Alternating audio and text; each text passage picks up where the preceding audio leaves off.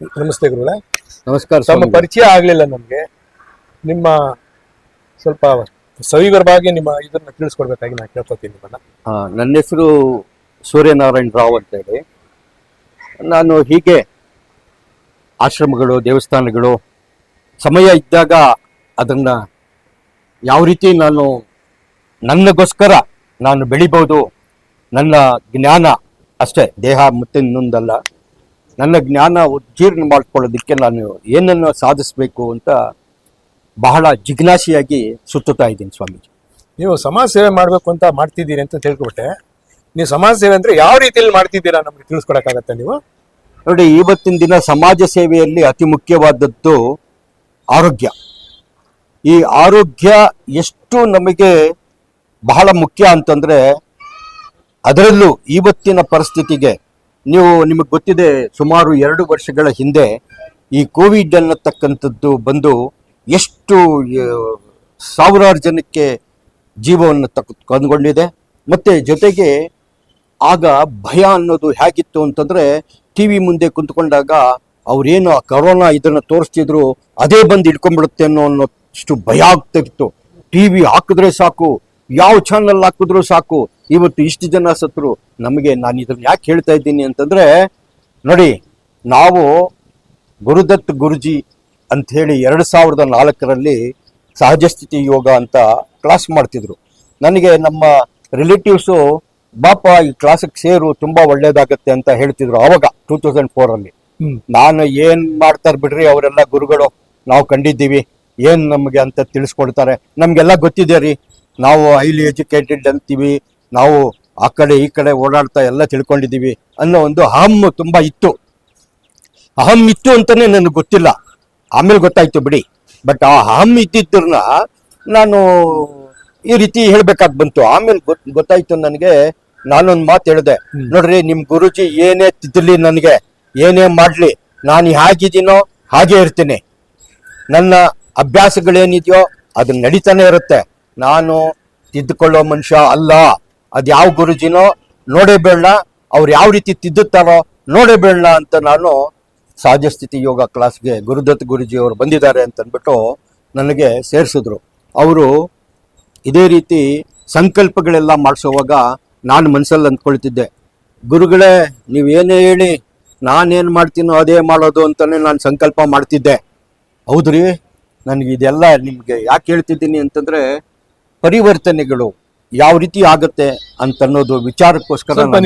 ಈ ಪರಿವರ್ತನೆಗಳು ಅಂತ ಹೇಳಿದ್ರಲ್ಲ, ನಿಮ್ಮ ಜೀವನದಲ್ಲಿ ಗುರುದತ್ ಗುರುಗಳು ಕ್ಲಾಸ್ ಮಾಡಿದ ನಂತರ ನೀವು ಏನ್ ಪರಿವರ್ತನೆ ಮಾಡ್ಕೊಂಡಿದ್ದೀರಾ ನಿಮ್ ಜೀವನದಲ್ಲಿ? ನೀವೇನ್ ಮಾಡಕ್ ಹೊರಟಿದ್ದೀರಾ ಮುಂದಕ್ಕೆ? ಆಯ್ತು, ಬಹಳ ಒಳ್ಳೆ ಪ್ರಶ್ನೆ.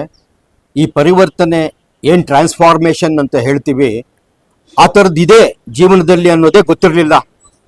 ಟ್ರಾನ್ಸ್ಫಾರ್ಮೇಶನ್, ಪರಿವರ್ತನೆ ಆಗುತ್ತೆ, ಅದೊಂದು ಭಾಗ ಜೀವನದಲ್ಲಿ, ಒಂದು ನಮ್ಮ ಹೊಸ ಜೀವನ ಬರುತ್ತೆ ಅನ್ನೋದೇ ನಮಗೆ ತಿಳುವಳಿಕೆ ಇಲ್ದಿದ್ದಾಗ ಅದು ಯಾವ ರೀತಿ ಪರಿವರ್ತನೆ ಆಗೋಯ್ತು ಅಂತಂದ್ರೆ, ನಾನು ಸಂಕಲ್ಪ ಮಾಡುವಾಗ ಹೇಳಿದ್ನಲ್ಲ ಗುರುಜಿಗೆ, ನೀವೇನೇ ಹೇಳ್ಕೊಡ್ರಿ, ನಾನು ಇರೋದೇ ಹೀಗೆ, ನಾನು ಮಾಡೋದೇ ಹೀಗೆ ಅಂತ. ಗೊತ್ತಿಲ್ಲ, ಪದೇ ಪದೇ ಪದೇ ಪದೇ ದಿನ ಕ್ಲಾಸ್ಗಳು ಮಾಡ್ತಾ ಇದ್ವಿ. ಅವರು ಹೋಮ್ವರ್ಕ್ ಕೊಡ್ತಿದ್ರು, ಅವರು ತಿಳಿಸ್ತಾ ಇದ್ರು. ಅವರ ಒಂದು ಜ್ಞಾನ ಏನು ಅಪಾರ ಇದೆ ಅನ್ನೋದನ್ನ ನನಗೆ ತಿಳಿಯಕ್ಕೆ ಶುರುವಾಯ್ತು. ಆಮೇಲೆ ದೇಹದಲ್ಲಿ ನನಗೆ ಏನೇನು ತೊಂದರೆಗಳಿತ್ತೋ, ನನಗೆ ಹಾರ್ಟಲ್ಲಿ ಏನೋ ಇಟ್ಕೊಂಡಂಗಾಗೋದು, ಆಮೇಲೆ ಹೊಟ್ಟೆ ಎಲ್ಲ ಒಂದೊಂದ್ಸಲಿ ಗ್ಯಾಸ್ಟ್ರಿಕ್ ಆಗಿ ಬಹಳ ಪ್ರಾಬ್ಲಮ್ ಆಗೋದು, ಆಮೇಲೆ ಯಾರಿಗಂದ್ರೆ ಅವ್ರಿಗೆ ರೇಗಾಡ್ಬಿಡ್ತಿದ್ರಿ, ಯಾರಿಗಂದ್ರೆ ಅವ್ರಿಗೆ ಏನೋ ಬಾರೋ ಅಂತ ಹಿಂಗೆಲ್ಲ ತೋರಿಸ್ಬಿಟ್ಟು ಕೈಯಲ್ಲಿ ನಾನೇ ಕರೆಕ್ಟು, ನಂದೇ ಕರೆಕ್ಟು ಅನ್ನೋ ಒಂದು ಪರಿಸ್ಥಿತಿಗೆ ಹೋಗ್ಬಿಟ್ಟಿದೆ. ಆಮೇಲೆ ಮನೆಯಲ್ಲೂ ಅಷ್ಟೇ, ಮಕ್ಳಿಗಾಗ್ಲಿ, ನನ್ನ ಹೆಂಡತಿಗಾಗ್ಲಿ, ನಮ್ಮ ಅಕ್ಕಪಕ್ಕ, ನಮ್ಮ ರಿಲೇಟಿವ್ಸ್ ಎಲ್ರಿಗೂ ಎಲ್ಲರ ಹತ್ರ ಗಲಾಟೆ ಮಾಡ್ಕೊಂಡಿರೋ ಮನುಷ್ಯ ನಾನು. ಎಲ್ಲರನ್ನೂ ದೂರ ಮಾಡಿ ಸಾಕಷ್ಟು ನಾನೇ ಸರಿ ಅಂತ ಹೇಳಿರುವಂತ ಅಹಂ ಇದ್ದಿರ್ತಕ್ಕಂಥ ಮನುಷ್ಯ ನಾನು. ಯಾವ ರೀತಿ ಪರಿವರ್ತನೆ ಆಗೋಯ್ತು ಅಂದ್ರೆ, 12 ದಿನ ಇವ್ರ ಕ್ಲಾಸು ಮುಗಿತಿದ್ದಂಗೆನೆ ದೇವ್ರನ್ನ ನಾನು ನೋಡ್ಲೇಬೇಕು, ಗುರುಜಿ ಇವ್ರು ಯಾರು, ಇವರಲ್ಲೇ ಇದ್ದಾರೆ ದೇವ್ರು ಅನ್ನೋಂತ ಒಂದು ಆಳವಾಗಿ ಅವರನ್ನ ಕೆತ್ಕಿ ಅಗ್ದು ತೆಗಿಬೇಕು, ಅವ್ರನ್ನ ಯಾರು ಅಂತ ತಿಳ್ಕೊಬೇಕು ಅಂತ ನಾನು ಆ ಛಲಪಟ್ಟು 2004ರಿಂದ ರೀ ಇವತ್ತು 2025, 21 ವರ್ಷಗಳು ನಾನು ಅವರ ಸಾಧನೆಯಲ್ಲಿ ಅಷ್ಟು ತೊಡಗಬೇಕಾದ್ರೆ ಬರೀ 13 ದಿನ ರೀ ಪರಿವರ್ತನೆ. ನಿಮ್ ಜೀವನ ಈ ಪರಿವರ್ತನೆ ಪರಿವರ್ತನೆ ಎಷ್ಟು ಚೆನ್ನಾಗಾಯ್ತು ಅಂತಂದ್ರೆ ಇವತ್ತು ನಿಜವಾಗ್ಲೂ ಹೇಳ್ಬೇಕಂದ್ರೆ ಡಾಕ್ಟರ್ ಅರಳುಮಲ್ಲಿಗೆ ಪಾರ್ಸಾರ್ಥಿ ಅವರು, ಪಾವಗಡ ಪ್ರಕಾಶ್ ಗುರುಜಿ ಅವರು, ಮತ್ತೆ ನಾರಾಯಣ ಮೂರ್ತಿ ಆಚಾರ್ಯರು, ನಾರಾಯಣಾನಂದ ಸರಸ್ವತಿಜಿ, ಸಾಕಷ್ಟು ಚಿಂಚೋಳಿ ಶ್ರೀನಿವಾಸಾಚಾರ್, ಆಮೇಲೆ ಕೇಡಾ ವ್ಯಾಸರಾಯರು, ಎಂತೆಂಥ ಗುರುಗಳಿಗೆ ನನಗೆ ಅವ್ರನ್ನ ಮಾತಾಡಿಸುವಷ್ಟು ಖುಷಿ ಆಯ್ತು. ಅವ್ರಿಗೂ ಅಷ್ಟೇ ಗುರುದತ್ ಗುರುಜಿ ಬಗ್ಗೆ ತಿಳಿಸಿದಾಗ ಅವರು ಅದ್ಭುತ, ಅವರು ಬಹಳ ಕೊಂಡಾಡಬಿಟ್ರು.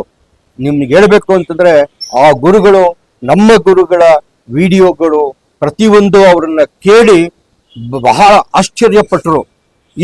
ಅವರೆಲ್ಲ ಮಹಾಜ್ಞಾನಿಗಳು, ದೈವಿಕದಲ್ಲಿ ಆಧ್ಯಾತ್ಮಿಕದಲ್ಲಿ ಎಲ್ಲ ಜ್ಞಾನಿಗಳು. ಆದರೆ ಗುರುದತ್ ಗುರುಜಿಯವರು ಆಧುನಿಕ ಜೀವನದಲ್ಲಿ ಆಧ್ಯಾತ್ಮಿಕ ಹೇಗಿರುತ್ತೆ, ಆರೋಗ್ಯ ಹೇಗಿರುತ್ತೆ, ನಾವೇನ್ ಕಲಿಬೇಕು, ಎಷ್ಟು ಕಲಿಸಿದವ್ರು ಗೊತ್ತೇನ್ರಿ ಅವರು? Breathing awareness techniques, mudras, kapalabhati, ಮತ್ತೆ ಪ್ರಾಣಾಯಾಮದಲ್ಲಿ ಎಷ್ಟು ಅನುಕೂಲಗಳಿದೆ, ಫುಡ್ ಹ್ಯಾಬಿಟ್ಸು, ಆಮೇಲೆ how to live with your family, friends, relatives, society ಎಲ್ಲ ತಿಳಿಸ್ಕೊಟ್ಟಿದಾರ್ರಿ. ನಿಜವಾಗ್ಲೂ ಆ 12 ದಿವಸದಲ್ಲಿ ನೀವು ಯಾವ ಶಾಲೆಯಲ್ಲಿ, ಯಾವ ಗುರುಕುಲದಲ್ಲೂ ಹೋಗಿದ್ರು ಇಷ್ಟು ಕಲಿಯೋದಕ್ಕೆ ಸಾಧ್ಯವೇ ಇಲ್ಲ. ಇದು ನಾನು ನಿಮಗೆ ಚಾಲೆಂಜ್ ಮಾಡಿಬೇಕಾದ್ರೆ ಹೇಳ್ತೀನಿ, ನೀವು ಬನ್ನಿ. ಗುರುದತ್ ಗುರುಜಿ ಅವ್ರ ಕ್ಲಾಸು 11ನೇ ತಾರೀಕು ಆಗಸ್ಟು ನಮ್ಮ ಅನಂತಾಶ್ರಮ ಗಾಂಧಿನಗರದಲ್ಲಿದೆ. ಸಂಜೆ 6ರಿಂದ 8:30 ನೀವು ಬನ್ನಿ. ನೀವು 12 ದಿನ ಆದ್ಮೇಲೆ ಹೇಳಿ, ನೀನು ಹೇಳಿದ್ದು ಒಂದೂ ಸರಿ ಇಲ್ಲ ಅಂತ. ನೀವೇನು ಹೇಳ್ತೀರೋ ಅದನ್ನ ಮಾಡೋದಕ್ಕೆ ನಾನು ಸಿದ್ಧ ಆಗಿದ್ದೀನಿ. ಆಮೇಲೆ ನೀವು ಈ ಕ್ಲಾಸ್ ಏನೋ ಮಾಡಿಸ್ಬೇಕು ಹಾಗೆ ಹೀಗೆ ಅಂತ ಹೇಳ್ತಿದ್ರಲ್ಲ, ಹೌದು. ಈ ಮಾಡೋದ್ರಿಂದ ಸಮಾಜದ ಮೇಲೆ ನನ್ನ ಪರಿಣಾಮ ಬೀರುತ್ತಾ? ನಿಜವಾಗ್ಲು ಅತಿ ಮುಖ್ಯವಾಗಿ ಒಬ್ಬೊಬ್ರು ಪರಿವರ್ತನೆ ಆದ್ರೆ ತಾನೇ ಸಮಾಜ ಪರಿವರ್ತನೆ. ಸಮಾಜದಲ್ಲಿ ಎಲ್ಲರೂ ಶಿಲ್ಪಿಗಳಾಗ್ತೀರಾ. ಶಿಲ್ಪಿಗಳು ಯಾಕಾಗ್ಬೇಕು? ಅಲ್ಲ, ಶಿಲ್ಪಿ ಅಂದ್ರೆ ಎಲ್ಲರೂ ಅವ್ರವ್ರ ಜೀವನ ನಿರ್ಮಿಸ್ಕೊಳ್ಳೋಕೆ ಶಿಲ್ಪ ಬರುತ್ತೆ ಅನ್ನೋ ಅಲ್ಲ. ಇದು ಪ್ರತಿಯೊಬ್ರು ಅವರವರ ಆದಿಯಲ್ಲಿ ಏನು ಅಚೀವ್ ಮಾಡ್ಬೋದು. ಅಲ್ಲ, ಏನು ಒಳ್ಳೆಯದು ಏನು ಕೆಟ್ಟದ್ದು ಅಂತ ತಿಳಿತಾ ಒಳ್ಳೆಯದನ್ನ ಮಾಡಬೇಕು, ಸಮಾಜ ಒಳ್ಳೆಯದನ್ನ ಕಟ್ಟಬೇಕು. ಇವತ್ತಿನ ದಿನ ಸಮಾಜ ಎಷ್ಟು ಹದಗೆಟ್ಟಿದೆ ಅನ್ನೋದು ಪ್ರತಿಯೊಬ್ಬರಿಗೂ ಗೊತ್ತಿದೆ, ಅದನ್ನ ಹೇಳೋದೇ ಬೇಕಿಲ್ಲ. ಅದಷ್ಟೂ ಸಹ ಸರಿಪಡಿಸ್ಕೊಂಡು ಯಾವ ರೀತಿ ನಮ್ಮ ಈ ಮಾನವ ಜನ್ಮ ಸಾರ್ಥಕತೆ ಅಂದ್ರೆ ನಿಮಗೆ ಗೊತ್ತಿದೆ. ಎಷ್ಟು ಲಕ್ಷ ಯೋನಿಗಳಿಂದ, 74 ಲಕ್ಷ ಯೋನಿಗಳಿಂದ ಬಂದಿರತಕ್ಕಂತ ಈ ಜನ್ಮ, ಒಂದೇ ಜನ್ಮ ಇದು. ಮತ್ತೆ ಮಾನವರಾಗ್ತೀವಿ ಅಂತ ಗೊತ್ತಿಲ್ಲ. ಆದ್ರೆ ಈ ಜನ್ಮದಲ್ಲಿ ನಾವು ಏನು ಸಾರ್ಥಕ ಪಡಿಸ್ತೀವೋ ಅದು ಮುಂದಿನ ಜನ್ಮಕ್ಕೆ ಫಲ ಕೊಡುತ್ತೆ ಅನ್ನೋದು ಸತಸತ್ಯವಾಗಿ ಇಷ್ಟು ಗುರುಗಳ ಹೆಸರು ಹೇಳಿದ್ನಲ್ಲ, ಅಷ್ಟು ಗುರುಗಳು ನನಗೆ ಜ್ಞಾನ ಕೊಟ್ಟಿದ್ದಾರೆ. ನಾನು ಒಂದು ಸಾಧಾರಣ ಮನುಷ್ಯ, ಆದರೂ ಪ್ರತಿಯೊಬ್ಬರಿಗೂ ಸಹ ಇದನ್ನ ತಿಳಿಸಿ ಇಂಥ ಅನುಕೂಲವನ್ನ, ಹಿಮಾಲಯದಿಂದ ಬಂದಿರತಕ್ಕಂಥ ಗುರುಜಿಯವರನ್ನ ಇಂಥ ತರಗತಿಯನ್ನ ಸೇರೋದ್ರಲ್ಲಿ ನಿಮಗೆ ತುಂಬಾ ಅನುಕೂಲ ಇದೆ. ಇದರಲ್ಲಿ ಬೇರೆ ಒಂದು ವಿಚಾರವಿಲ್ಲ, ಬೇರೆ ಪ್ರಶ್ನೆ ಇಲ್ಲ. ನೀವು ಎಷ್ಟೋ ಜನದ ನಮ್ಮ ಸತ್ಸಂಗಿಗಳದ್ದು ನಂಬರ್ಸ್ ಇದೆ, ಕಾಂಟ್ಯಾಕ್ಟ್ ನಂಬರ್ಸು, ಮೊಬೈಲ್ ನಂಬರ್ಸು. ದಯವಿಟ್ಟು ಫೋನ್ ಮಾಡಿ ರಿಜಿಸ್ಟ್ರೇಷನ್ ಯಾವ ರೀತಿ ಮಾಡಬೇಕು ತಿಳಿಸ್ಕೊಡ್ತಾರೆ. ಅಲ್ಲಿ 150 ಜನಕ್ಕೆ ಮಾತ್ರ ಅಲ್ಲಿ ತೆಗೆದುಕೊಳ್ತಾರೆ. ಹಾಗಾಗಿ ಆ 150 ಜನದಲ್ಲಿ ಆಲ್ರೆಡಿ 70 ಜನ ಬಂದಿದ್ದಾರೆ. ಇನ್ನು ಮಿಕ್ಕಿದ್ದ ಕೆಲವೇ ಸೀಟುಗಳಿದೆ. ದಯವಿಟ್ಟು ಬನ್ನಿ. ನಮಸ್ಕಾರ. Thank you.